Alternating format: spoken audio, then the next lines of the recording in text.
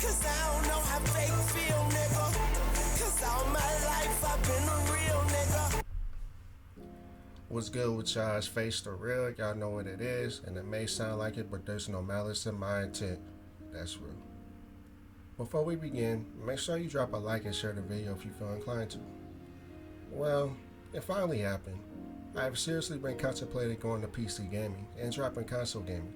Don't get me wrong, I will keep my consoles for as long as I am able to, but I most likely would not be buying a new Xbox, PlayStation, Nintendo, or whatever else will come out in the upcoming years. Why, you ask? Well, gaming itself just isn't a big deal to me anymore. Gone are the days I would be eagerly awaiting multiple games a year, spending full price day one, and beating the entire game within a week. Nowadays, I'll be hard pressed to be excited about more than 2 games a year. And by excitement, I mean that I feel inclined to go get it day one. I think this feeling started to take hold sometime during the PS3, Xbox, and Wii generation. That generation, although making the biggest leap in multiplayer gaming to date, was honestly my least favorite generation.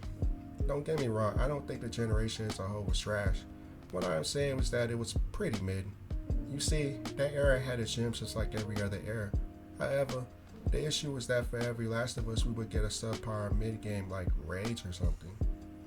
The gems were always really spread out, and in between that time were filled with games. The thing is, it was a lot of brown textures, first-person shooter elements, and this was around the time companies were focused more on cinematic presentation instead of gameplay. So, around this time I started buying less games and just focusing on other hobbies as well as going out more with women. Then, PS4 and Switch came out and reinvigorated the flame I once had for gaming, and I have had one foot in and one foot out ever since. Although the games were subjectively better than the PS3 360 era, it was almost like it lost by default since the PS4 era cheated. Sony started actually remastering and remaking older games, including from the previous era, so a lot of the bangers that were on PS3 360 were now running and looking better on better hardware. Instant cheat code. This generation seems to be more of the same, and the actual quality of the IPs aren't the issue since most of them are reused as a remake or remaster or a sequel. I also love the fact that every console in the market loads games outrageously fast. You also can buy pretty much any game in this gen or last gen from the comfort of your own home and play it instantly. Well, by instantly I mean after the initial download. This leads me into the main reason I'm done with console gaming. The industry is going completely digital. Look, I understand how convenient digital gaming is. The luxury of buying a game before release, having it automatically installed a few hours before scheduled release, and playing the game without going to a midnight launch is incredible to think about. I used to love going to midnight launches and interacting with fellow gamers, but the lines would get shorter to the point it would be only me and a few people. Now, I can't remember the last time there was a midnight launch, and this is because people are going mostly digital nowadays. The main issue I have with the gaming industry going completely digital is because the industry is showing they have no solid plans to sustain games of previous generations. I read somewhere that like at upwards of 80% of games that came out prior to PS3 cannot be bought anymore. To make matters worse, Sony and Nintendo has shut down multiple digital stores, completely erasing some of their exclusive games on there. There is also the fiasco where people were given an expiration date on an old digital purchase and were locked out of the games they bought with their hard-earned money. It makes me feel as though if the company goes under or flips a switch, then your games are gone. I simply do not like that. This especially rings true with games launching in broken states and needing patches to get them running efficiently. So, think about this. You bought a physical game, but most of the data, aka patches, are on the servers. The disk itself acts as a key to get the data from the servers. So majority of the time you do not have a playable version of a game you bought physically. So you're basically getting a glorified digital game. Physical media is on its way out, and the new consoles are showing that. Another reason, but in the same vein, I'm giving up console gaming is because the consoles are going digital. Microsoft has had information leaked that the mid-gen Xbox Series X will be completely digital. Sony has a digital PS5 that apparently sold well. We have no idea if Nintendo's next console will be digital. Look, I don't want people to think I'm against digital because I'm not. I actually buy a majority of my games digitally now, since it's easier to switch between games as opposed to getting up and swapping discs. Damn, that sounds lazy, but it's true. The thing is, with physical media, you have more options to purchase games from different outlets and stores. But with physical, you are tied specifically to whatever console store you are using. There has been a lot of times where a physical game is cheaper than a digital game, and vice versa. You can actively decide and chase deals on games to make sure you get the best bang for your buck. If the consoles go digital, then that's super anti-consumer, since you will always be locked into paying whatever prices Microsoft, Sony, Nintendo, whoever wants to set, which brings me to my next big point. The big three are huge anti-consumer corporations. Ah yes, for those of you that don't know, the big three are in no order: Nintendo, Sony, and Microsoft. How are they all anti-consumer? I'll start with Nintendo. There's a lot to be said about Nintendo. They closed down their Wii and 3DS shops within the past year. This is an issue because a lot of games were stuck in a digital-only format on those consoles. So, what happens when a store shuts down indefinitely? The games disappear as well, unless you bought them previously. Something else that Nintendo has done is charge for online.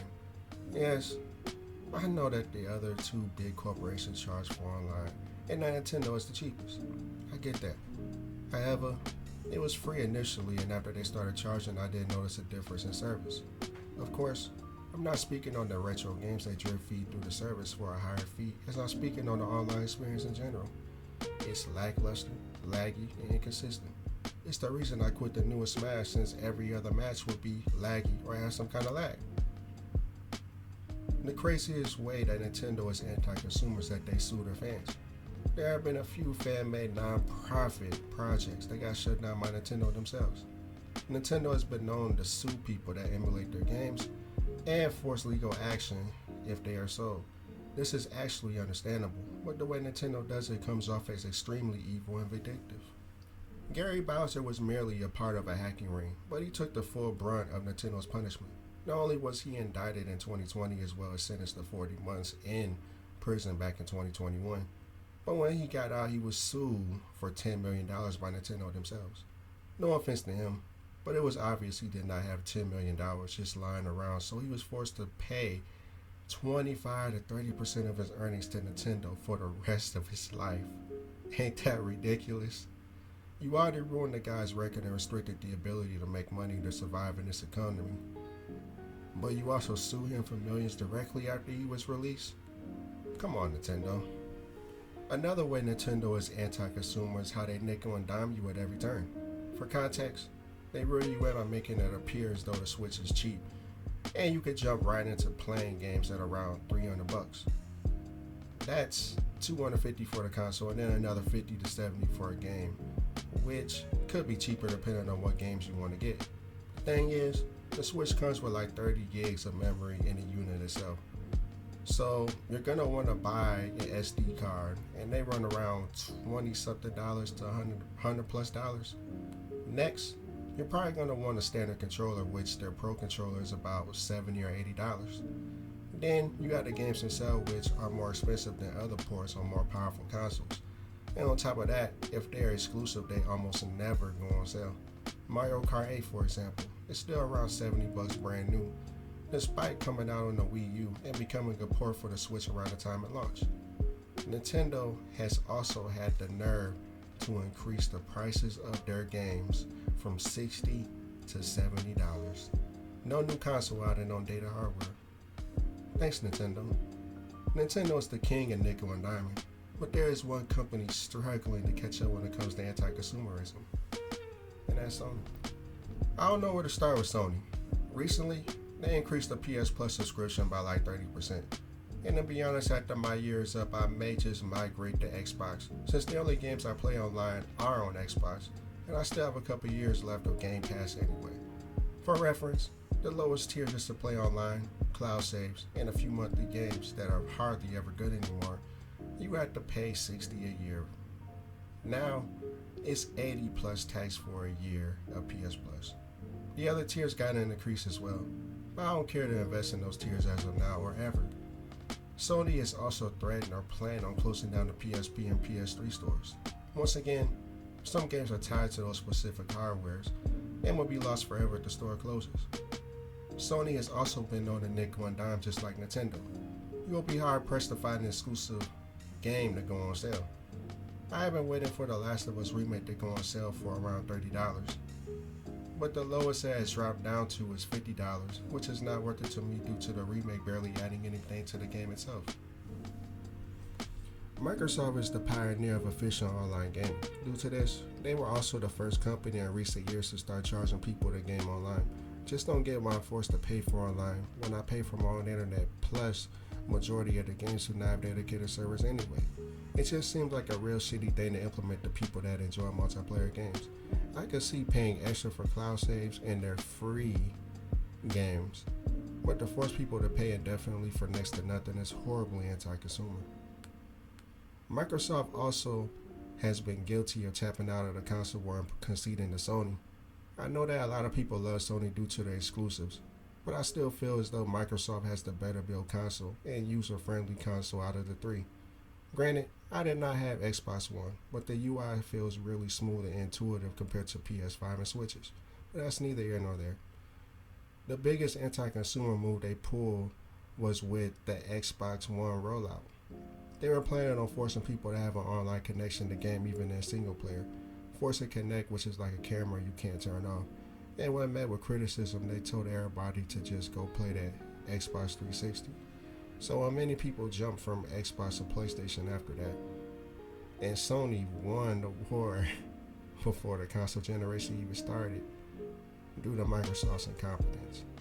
It's just that he was spit in the face to hear Phil Spencer say things like, we're not in the business of out-consoling Sony or out-consoling Nintendo, but it's just the truth of the matter is that when you're third place in the console marketplace and the top two players are as strong as they are, but we are not in a position, and I see it out there, I see commentary that if you just build great games, everything would turn around. It's just not true that if we go off and build great games, all of a sudden you're going to see console share shift in some dramatic way.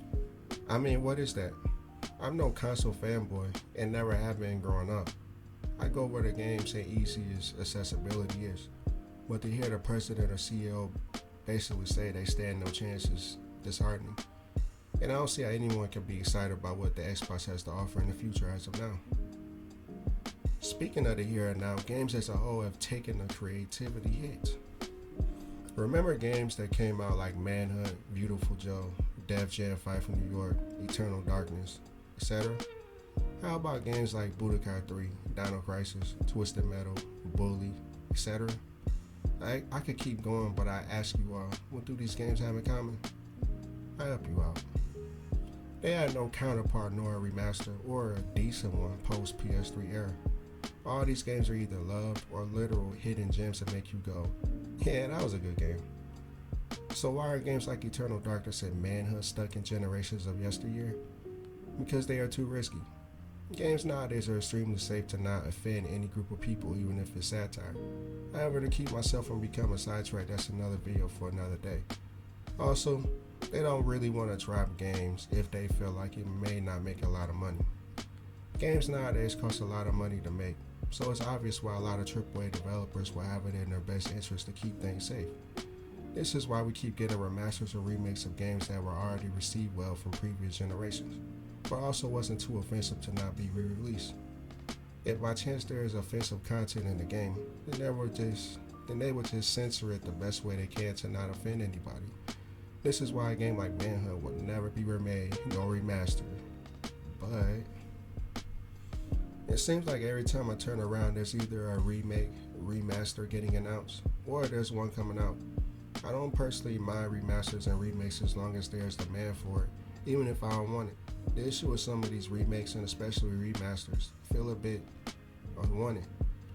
For example, I know I said earlier I was interested in buying The Last of Us Part 1 remake, only for less than half the price they want for it. I think $30 would be a reasonable price since it's merely a small cosmetic upgrade, but they want $70 for it. For reference, I have already bought The Last of Us 1 twice and played through on every difficulty except easy, So there's no incentive for me to buy it again for more than I bought it for on both PS3 and PS4. That's just how I feel. There has been several cases of ports coming out that aren't up to par for what we wanted, yet are damn near full price or full price out the gate.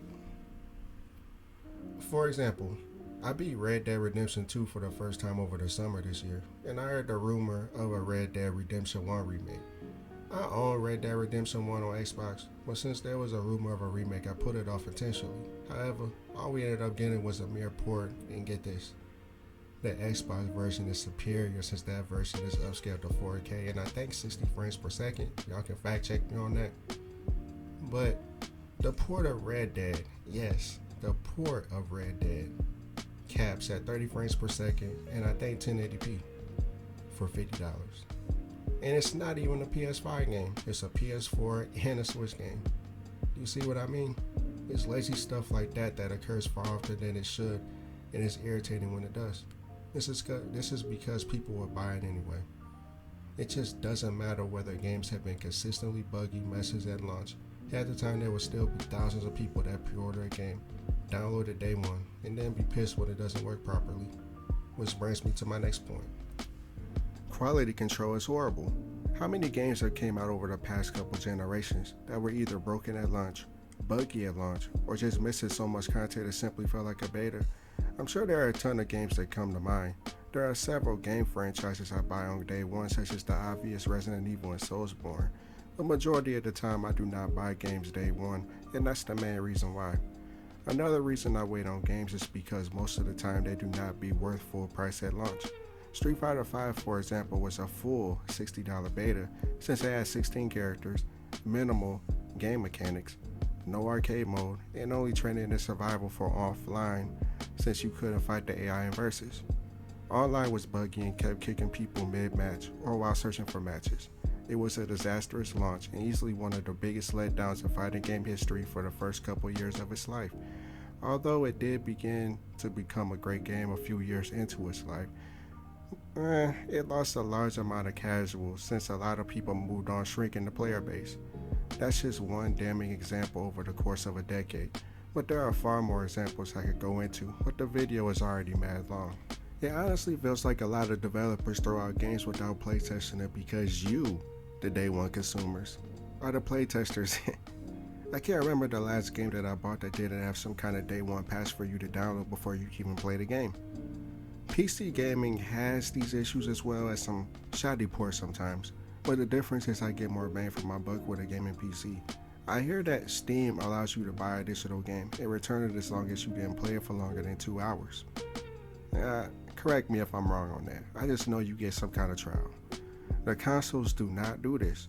You buy a game on any of the consoles digitally, and even if you only play for 5 minutes and don't like it, that's too bad. Shouldn't have bought it. I also hear that Steam has better deals on games than consoles do, and since it's a PC, there's a wide variety of games to purchase across multiple generations. If by chance they don't have an obscure retro game you were fond of as a child, you can simply emulate it. So there's no need to hope and pray that Nintendo will one day drop that N64 or GameCube game you used to love back in the day. There should be no point in dropping to your knees hoping that Sony and Microsoft will implement backwards compatibility for the follow-up console, since you will have near immediate access to whatever game you desire. You can also use pretty much every controller that can be plugged into a USB for whatever game you want to play. What a trade-off. I can honestly keep going, but I'm going to stop it here with a potential part 2. I will say this though, PC gaming is looking better and better to me because I do enjoy playing older games from time to time, so having access to them all is a huge incentive for me to make that switch. What do you all think? Any gamers out there feel the same or at least understand where I'm coming from? Are you considering making that jump to PC? What consoles do you prefer to game on this generation, and what is your least favorite? If you made it this far, you made it as well. Drop a like, comment, share the video, subscribe if you haven't already. I appreciate your time, and as always, have a great day. Face signing out.